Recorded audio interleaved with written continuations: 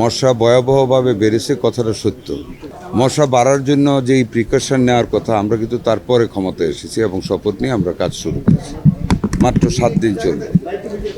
আমরা মন্ত্রণালয়ের দায়িত্ব নিয়েই কিন্তু আমরা এই ব্যাপারে কিভাবে আমরা ডেঙ্গু প্রতিরোধ, প্রিভেন্টিভ না কিউরেটিভ না প্রিভেন্টিভ যে সিস্টেমটা, ওইটাতে আমরা যাচ্ছি, গুরুত্ব দিচ্ছি।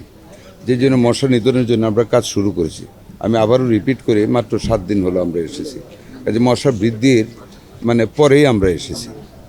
এখন আমরা মশা নিধনের জন্য যতটুকু কাজ আমাদের কাছে এখন পর্যন্ত আছে, আমরা সম্পূর্ণ কাজ আমরা শুরু করতেছি। যেই কারণে আজকে আমরা এখানে এসেছি।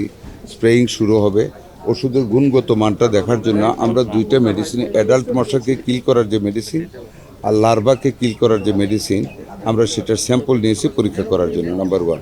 নাম্বার 2, আমরা গতকাল আলাপ করেছি যে ড্রাই এরিয়াতে, স্থল, যেটা আমাদের আউটসাইড দ্য ওয়াটার এরিয়া, যেটা এখানে সহজে মশার গায়ে ওষুধটা স্প্রে করলে মশার গায়ে পর্যন্ত যেতে হয়, আদারওয়াইজ মশাটা মরে না।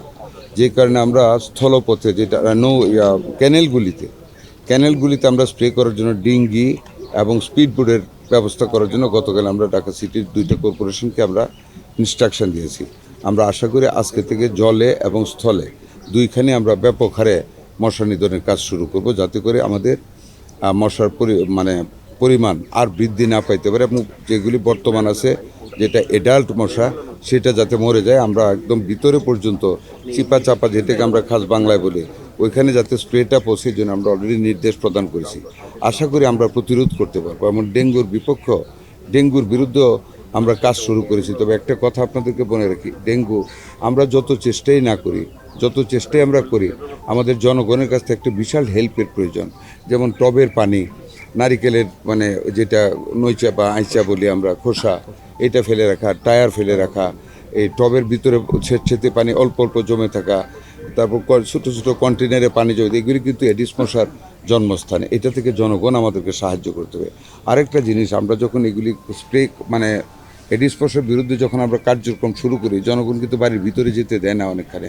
এটা আপনাদেরও হেল্প করতে হবে, আপনারা সম্মানিত সাংবাদিক, জনগণকে বলতে হবে।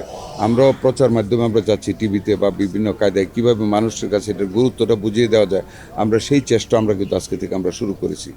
আমরা ধরে নিব ওষুধটা ভালো, এরপর যদি কিছু হয়, যত তাড়াতাড়ি সম্ভব তার বিকল্প ব্যবস্থা ইনশাআল্লাহ আমরা গ্রহণ করব। আর আমাদের কাজকর্ম কিন্তু আজকে থেকে শুরু হচ্ছে।